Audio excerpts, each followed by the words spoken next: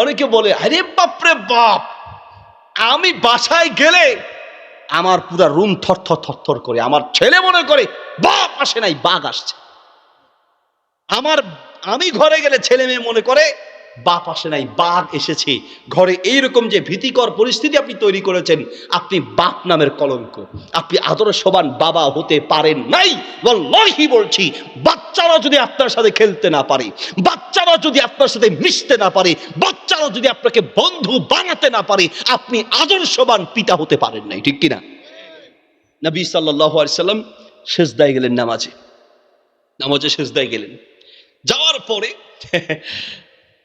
সিজদা একটা লম্বা হয়ে গেল। নামাজ শেষে সাহাবায়ে কেরাম বললেন, ইয়া রাসূলুল্লাহ, আপনার একটা সিজদা এত লম্বা হলো, আর তো কোনোদিন দেখি না, এত লম্বা সময় আপনি সিজদা দিলেন।